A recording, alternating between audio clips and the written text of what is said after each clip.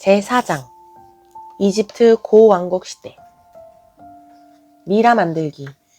나르메르 왕이 상이집트와 하이집트를 하나의 나라로 통일한 뒤 이집트는 부유하고 강력한 나라로 성장했단다. 이집트 역사에서는 이 시기를 이집트 고왕국 시대라고 부르지. 이집트 사람은 고왕국 시대에 처음으로 미라를 만들기 시작했어. 미라는 죽은 사람의 육체야. 죽은 사람이 썩지 않도록 시신을 향료와 소금으로 처리한 뒤 리넨, 세마포로 감싸는 거지. 이집트 사람은 사람이 죽으면 내세에서 또 다른 삶을 살아간다고 믿었어. 하지만 죽은 자의 시신이 그대로 보존되어야만 내세로 들어갈 수 있다고 믿었지. 그래서 시신을 미라로 만들었던 거야. 미라를 만드는 과정은 매우 복잡했단다. 신을 숭배하는 일을 맡고 있던 제사장들만 미라를 만들 수 있었지.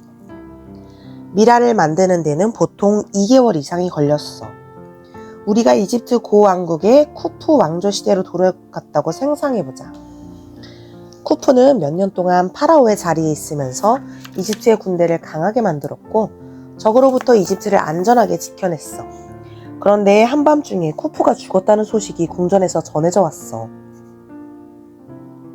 제사장들은 미라를 만들 준비를 시작해. 그들은 쿠푸의 몸을 미라로 만드는데 필요한 소금과 향료, 기름과 린넨을 준비하고 기다린단다. 쿠푸의 시신이 궁전에서 사원으로 옮겨져 오면 제사장들은 사원 안에 성스러운 곳으로 시신을 옮겨. 그리고 시신을 포도주와 향료로 씻고 간과 위, 허파, 창자와 같은 쿠푸의 내장을 꺼내. 내장은 보존을 위해 특별한 향료를 바른단다. 쿠푸의 심장은 아주 특별하게 다뤄져. 대제사장이 쿠푸의 심장을 꺼내서 씻은 뒤 린넨 붕대로 감싸 다시 가슴에 집어넣지. 이집트 사람은 쿠푸가 내세에서 심장이 필요할 것이라고 믿었단다. 쿠푸가 내세에 도착하면 오시리스가 특별한 저울로 쿠푸의 심장 무게를 달게 될 것이라고 생각했어. 그가 선한 사람이라면 심장이 가벼워 또 다른 행복한 삶을 살게 될 것이지만 반대로 그의 심장이 죄로 가득 차 무겁다면 괴물이 심장을 먹어치우는 거야. 심장의 처리가 끝나면 제사장들은 소금과 더 많은 향료를 파라오의 시신에 바르고 40일간 그대로 둔단다. 이 기간 동안 이집트 사람은 왕의 죽음을 슬퍼하는 거야. 40일이 지나면 제사장들이 시신과 내장을 다시 살펴봐. 그리고 시신과 내장을 다시 씻고 기름과 더 많은 향료를 바른단다. 그리고 제사장들은 간, 위, 허파와 창자를 카누푸스 단지라고 하는 4개의 특별한 단지에 넣어두지. 각 단지의 위쪽에는 신의 얼굴이 그려져 있어. 이 신들이 쿠푸의 각 내장을 지켜줄 거라고 생각했지. 그러고 나서 제사장들은 리넨 붕대로 쿠푸의 시신을 감싼 뒤 붕대 사이에 보석 같은 것을 끼워 넣었단다. 그 보석이 내세로 가는 길에 쿠푸를 지켜줄 거라고 생각했어. 부적처럼 말이야. 그 다음에 제사장들은 쿠푸의 얼굴과 닮은 황금 마스크를 만들어서 미라의 얼굴에 씌웠어. 그렇게 하면 쿠푸가 내세에 도착했을 때 신들이 미라가 누구인지 알아볼 수 있을 거라 여겼지. 마지막으로 대제사장이 특별 의식을 거행해. 그가 특별한 도구를 미라의 입에 갖다 대는 걸로 모든 의식이 끝났단다. 이 의식을 통해 쿠푸가 내세에서도 보고 듣고 말할 수 있을 거라고 생각했지. 이제 미라를 만드는 작업은 끝났어. 하지만 쿠푸를 묻기 전에 3개의 관에 넣어야 해. 첫 번째 관은 황금관인데 쿠푸의 얼굴 윤곽이 나타나도록 만들어졌어. 황금으로 된 이 관을 보호하기 위해 나무로 만든 2번째 관에 넣는다. 다음으로 이 나무관은 거대한 장례식 행렬을 이루면서 그의 무덤인 피라미드로 향하지. 피라미드 안에는 미라를 놓아두는 특별한 방이 있어. 이 방에는 석관이라고 하는 돌로 만들어진 커다란 관이 있단다. 나무로 된 관을 이 3번째 석관 안에 넣는 거지. 돌로 만들어진 석관의 뚜껑은 너무 무거워서 4명의 남자가 밀어야 제자리에 맞춰줄 정도란다. 이로써 쿠푸의 미라는 안전하게 관에 안치된 거야. 이제 쿠푸의 영혼은 저승으로 여행을 시작할 수 있게 된 것이지. 이집트 사람은 미라를 안치해 놓은 방을 나가기 전에 쿠프가 내세에서 편하게 지내는 데 필요한 모든 것들이 제대로 갖추어졌는지 확인한단다. 그 방은 쿠프가 사용했던 가구와 보석, 옷과 음식들로 채워놓았지.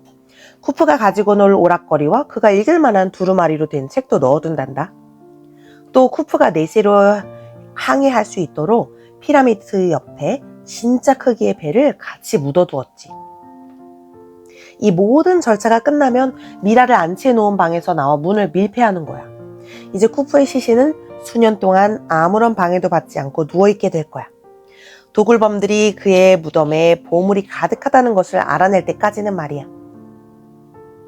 피라미드와 스핑크스.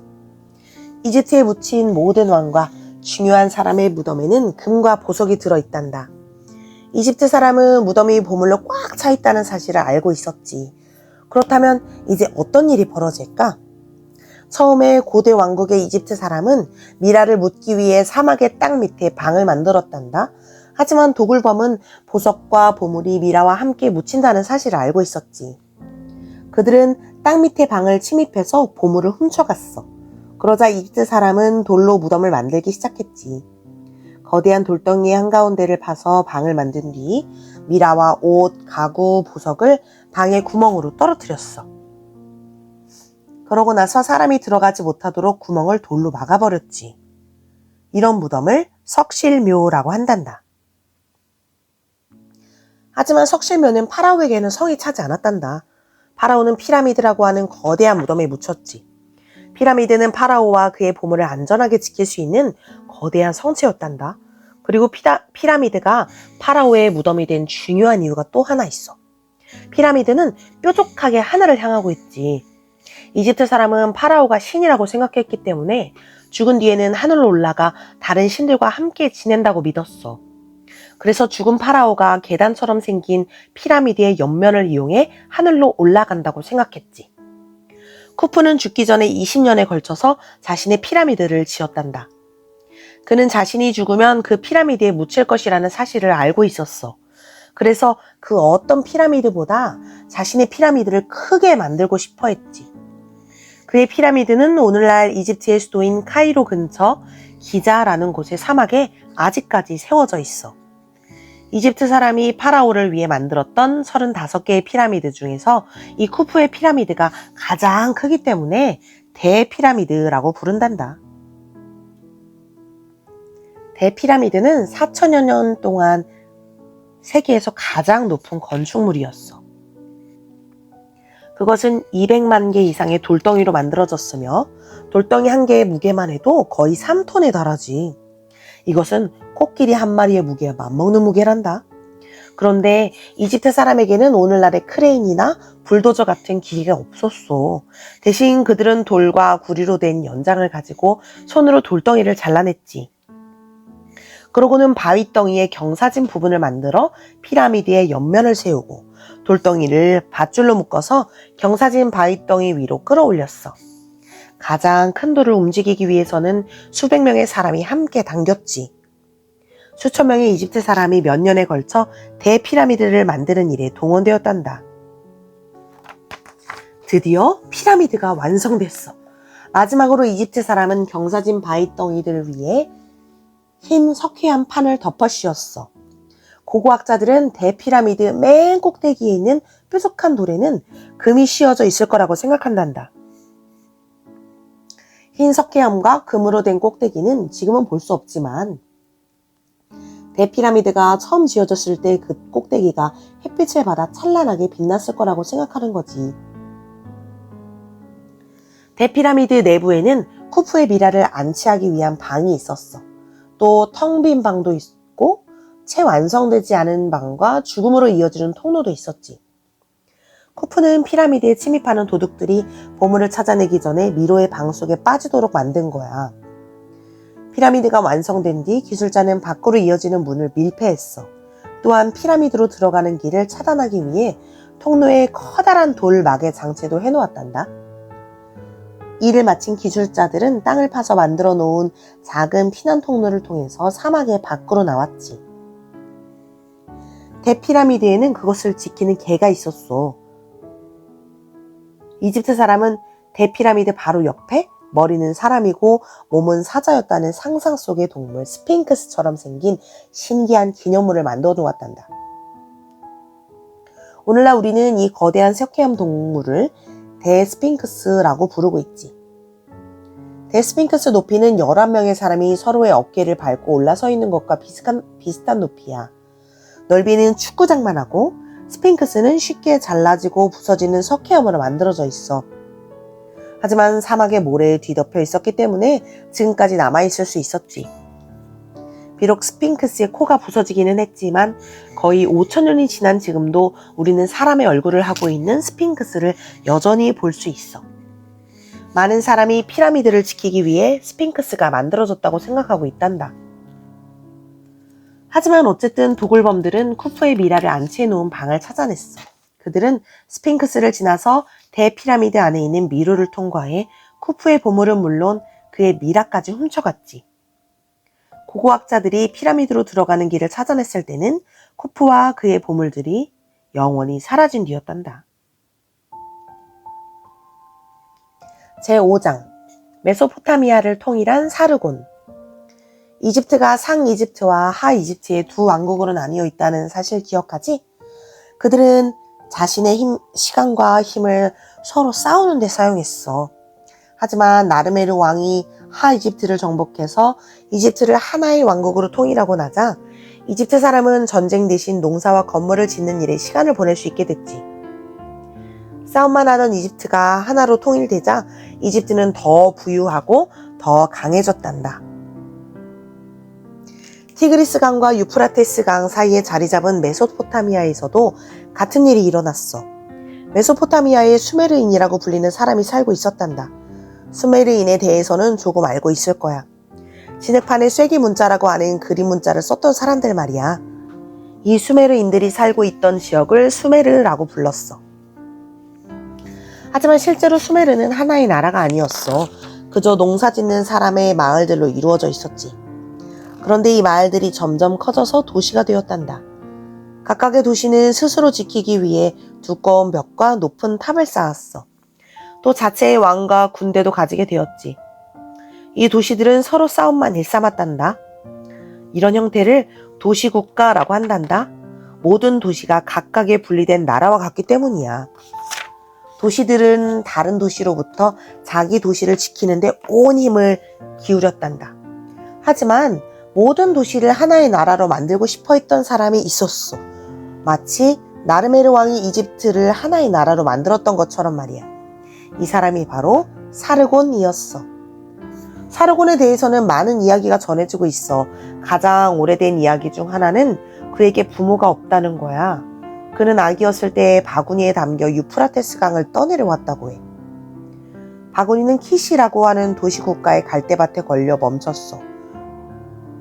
그런데 키시 왕의 하인 중 하나가 물을 기르러 강으로 내려왔다가 이상한 소리를 듣게 됐어.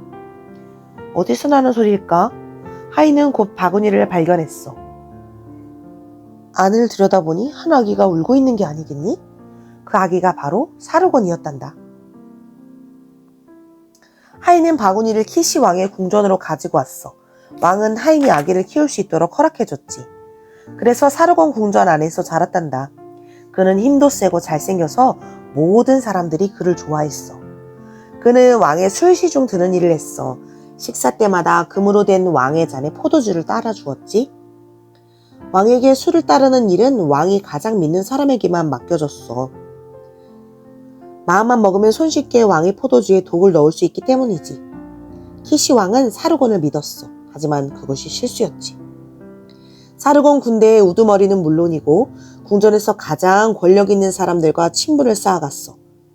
사람들이 자기를 너무 좋아해서 군대가 왕보다 자신을 더 따르고 있다고 확신했지.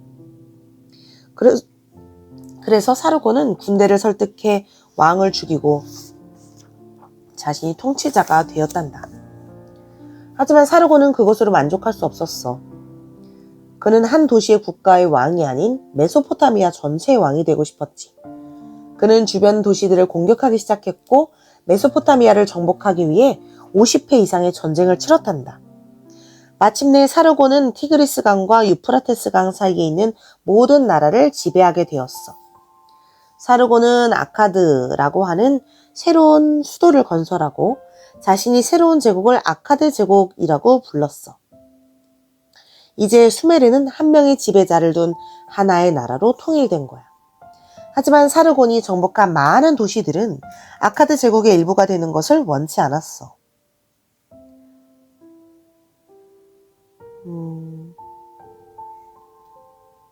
그들은 스스로 법을 만들어 자기들 일을 처리했지. 사르곤은 정복한 도시들을 통치하기 위해서는 모든 도시들이 자신이 만든 법에 복종하도록 만들어야 한다는 걸 알았지. 그래서 그는 군대의 힘을 이용해 아카드의 모든 도시들이 그의 법을 따르도록 명령했어. 그는 아카드 군대의 병사들을 정복한 각각의 도시에 주둔시켜 그곳의 사람들이 그들의 법이 아닌 사르곤의 법을 따르게 했지. 만약 복종하지 않으면 병사들이 사람들을 처벌했어. 이것을 군사 독재라고 한단다. 군사란 군대를 가지고 일을 한다는 뜻이야. 그리고 독재란 사람들이 무조건 정부에 복종해야 한다는 말이야. 사르곤은 오직 군대의 힘만을 이용해 도시들을 지배했기 때문에 그의 제국은 겨우 몇 년밖에 유지되지 못했단다.